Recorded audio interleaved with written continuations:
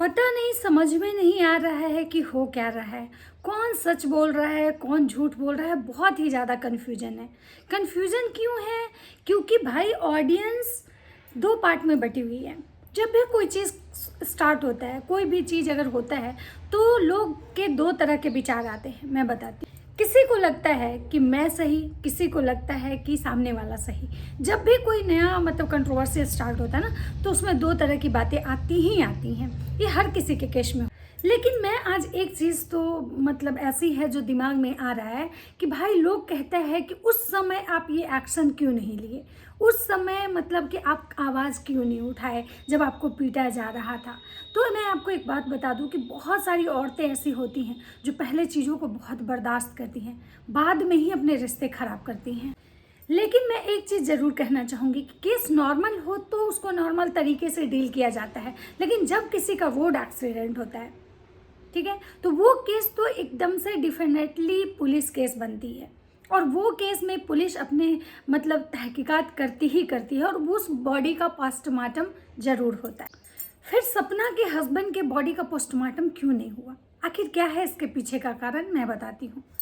Hello दोस्तों, नमस्कार। कैसे हैं आप लोग? उम्मीद कर रही हूँ आप लोग बहुत अच्छे होंगे, स्वस्थ होंगे, मस्त होंगे और अपने काम में व्यस्त होंगे। मैं प्रिया शर्मा और मैं अपने इस ब्लॉग में आप लोग का स्वागत कर रही हूँ। दोस्तों, मैं आज आप लोगों के साथ कुछ चीज़ें शेयर कर रही हूँ। वो चीज़ें ये हैं कि मैंने अंशु का लाइव देखा। आज मैं सिर्फ और सिर्फ अंशु के लाइव पे बात करूँगी, जो कि सपना से रिलेटेड है। लेकिन इसमें अंशु क्या क्या बोली है, मैं वो चीज़ें बताऊँगी, और उस चीज़ को सुनने के बाद मैं क्या फील करी ये बताऊँगी। तो वीडियो को पूरा देखिएगा, स्किप मत कीजिएगा। मैं पॉइंट टू पॉइंट चीज़ें रखूँगी, बहुत ज़्यादा आपको गोल गोल नहीं घुमाऊँगी।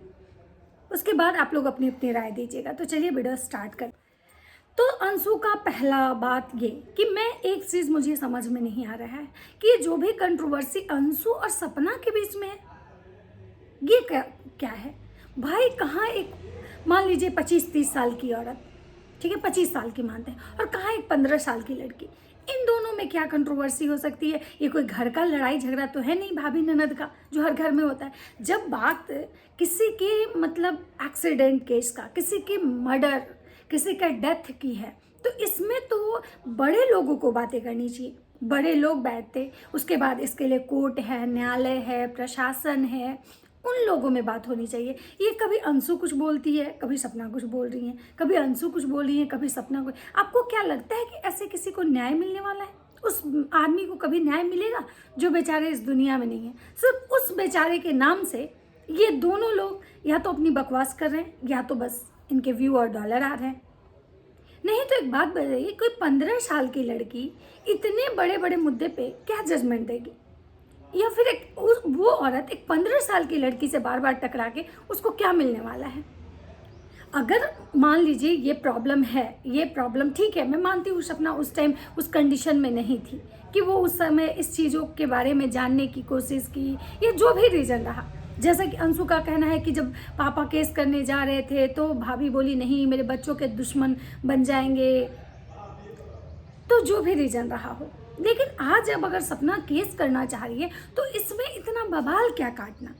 वो आसानी से जाए, पुलिस केस करे, केस रीओपन, केस तो फाइल होगा ही, क्योंकि एक्सीडेंट, रोड एक्सीडेंट था, तो केस तो ऑलरेडी बना हुआ होगा। तो वो चीज़ों के लिए इतना हमको नहीं लगता है कि कोई बवाल काटने की ज़रूरत है। उसके बाद अगर सपना उस टाइम नहीं केस की, तो आज अगर उसको केस करना है तो आसानी से केस करे। उसकी पूरी फैमिली उसके साथ है, ऑडियंस साथ है। फिर ये अंशु से बार बार टकराना क्यों? तुम मुझे परेशान करोगी तो मैं सुसाइड कर लूँगी। अंशु का कहना है आप मुझे परेशान करेंगे तो मैं सुसाइड कर लूँगी। भाई तुम लोग अपने में सुसाइड करते रहोगे। तुम यहाँ किसी का डेथ केस को हैंडल करने आए हो, उसको न्याय दिलवाने के लिए तुम दोनों बोल रहे हो कि हम लड़ रहे हैं। तुम भी कह रही हो कि हाँ उनको न्याय मिले, ये भी कह रही कि हमारे हस्बैंड को न्याय मिले। तो फिर तुम दोनों आपस में सुसाइड का ये कौन सा तमाशा खेल रहे हो? दूसरी बात, अंशु कह रही है कि भाई मुझे, अगर मैं अब इन सब चीज़ों से दूर रहना चाहती हूँ, मेरा लास्ट वीडियो है, लास्ट या तो मेरा लाइव है, मैं नहीं कुछ बोलूँगी। अंशु, तुम अब नहीं कैसे बोलोगी? तुम इतना बोल चुकी हो कि तुमको अब हर जगह ढूंढा जाएगा। तुम्हारा लास्ट अब नहीं होगा, ये तो तुम्हारा शुरुआत है। क्योंकि जब हम गलत चीज़ या अच्छी चीज़ की नींव डालते हैं ना, शुरुआत करते हैं ना, तो कहीं ना कहीं वो ख़त्म हम ही पे होके आके होता है। तो तुम शुरुआत की हो, तुमको इस कंट्रोवर्सी में तो पढ़ना नहीं चाहिए था। और एज ए तुम्हारे जो गार्जियन हैं वो लोग क्यों नहीं बोलते हैं, मुझे ये समझ में नहीं आता है। सपना के सास ससुर ही हैं, जो बातें तुम उनके साइड से आके बोलती हो कि पापा जी ऐसा बोलते हैं, मम्मी ऐसे बोलती हैं, सपना क्या कि ये लोग गिड़गिड़ाते थे, पैर पकड़ते थे क्योंकि सपना उनको धमकी देती थी, ये चीज़ें उसके सास ससुर क्यों नहीं डायरेक्ट बोलते हैं? क्या उनको बोलने में मतलब ये होता है, जो बात तुमसे बोलते हैं, जो बात वो दूसरे के वीडियो में जाके बोलते हैं, वो तो डायरेक्ट भी बोल सकते हैं, इसका सॉल्यूशन तो वहीं निकल जाता। उसके बाद प्रॉपर्टी किसको मिलनी है नहीं मिलनी है, सबसे बड़ी बात है कि ये चीज़ों में तुमको कहाँ से पढ़ना है? तुम तो कहीं इन सब चीज़ों में हो ही नहीं। तुम मात्र कभी 15 साल की लड़की हो, तुम्हारा खुद का अलग लाइफ है, कल तुम्हारी शादी होगी। तुम इनके घर के पचड़ों में ऐसे पड़ी हो जैसे लग रहा है कि तुम, एक बात याद रखना, कहीं सपना की बेटी आरू और आरुषि जितनी सगी हैं उनकी, उतनी तुम सगी कभी नहीं हो सकती हो, क्योंकि वो उनके बेटे के अंश हैं। लेकिन तुम लोग क्या कर रहे हो? तुम लोग बीच में कूद जा रहे हो, तुम्हारा पूरा परिवार, कभी तुम्हारा भाई कूदता है, कभी ये। तीसरी चीज़ कि अंशु जो कह रही है कि ये चाहती ही नहीं है यहाँ पे रहना और इनको घर से नहीं निकाला गया था, ये हर चीज़ का वीडियो बनाती है, इसका वीडियो क्यों नहीं? हाँ, ये भी तुम्हारी बात सही है कि अगर हर चीज़ का जो इंसान वीडियो बना रहा है, अगर उसको घर से घसीट के निकाला जाएगा तो कहीं ना कहीं उसके पास वो वीडियो तो ज़रूर होगा। क्योंकि जब मैं हर चीज़ के लिए अगर मतलब अलर्ट हूँ, मैं वीडियो बना रही हूँ, तो मैं इस चीज़ का भी वीडियो ज़रूर बनाऊँगी। तो ये बात तुम्हारी भी सही है। लेकिन हाँ, एक चीज़ मैं ये भी कहना चाहूँगी आप लोगों से कि कोई भी इंसान जब भी अपनी बातें रखता है तो एक बात जान लीजिए, वो अपने आप को सही और सामने वाले को ही गलत बोलता है। ऐसा कोई नहीं है जो खुद को गलत बोल के दूसरे को सही साबित कर दे, चाहे वो अंशु हो या सपना हो या दुनिया को कोई भी इंसान, क्योंकि ये ह्यूमन बीइंग है, ह्यूमन नेचर है। चौथी चीज़, अंशु कह रही है कि भाई हम लोग मतलब इस केस के डर से कोई उनके साथ अभी नहीं है, सब लोग मतलब अलग अलग हो गया। तो एक चीज़ मेरा यहाँ पे कहना है कि भाई अंशु और अंशु की फैमिली, क्यों? जब आप लोग कुछ किए ही नहीं हो तो आप लोग को डर किस बात का है? अंशु कह रही है हमको जेल भेज दो, हमको मार दो, हमको मरवा दो। जब तुम कुछ की ही नहीं हो, तुम्हारा कोई इन्वॉल्वमेंट नहीं है, तो बिना इन्वॉल्वमेंट के दुनिया में तो कोई ऐसा कानून नहीं है जो किसी को जेल कर दे। हाँ, अगर तुम कहीं ना कहीं दोषी हो तो ही तुमको इस बात का डर होना चाहिए, या तुम्हारे परिवार को इस बात का डर होना चाहिए कि तुमको जेल होगा। फिर इस टाइप की बातें आके कहने का क्या मतलब है? तुम कह रही हो कि मैंने एक उनको धमकाया, मतलब एक बात बोली कि अगर मैं अपना मुंह खोल दूंगी तो आपका सती सावित्री वाला चेहरा ऑडियंस के सामने आ जाएगा, तो वो सुसाइड की धमकी देने लगी। तो अगर उसने मुंह खोला कि मैं अब केस करने, अपने हस्बैंड का केस रीओपन करना चाहती हूँ, तो तुम भी तो सुसाइड का ही धमकी दे रही हो। तुम भी तो कह रही हो कि मैं मर जाऊंगी, मुझे मार दो, मुझे मरवा दो। तो तुम दोनों तो सेम ही खेल रही हो, और मुझे ये चीज़ समझ में नहीं आ रहा कि तुम दोनों क्यों खेल रही हो। हाँ, तुमने एक बात बोला कि जब हम साथ रहते हैं तो उसकी केवल हमें अच्छाइयाँ दिखती है, और जब हम दूर हटते हैं तो केवल बुराइयाँ दिखती हैं। सही बात है, ये चीज़ें तुमको समझ में आ रहा है।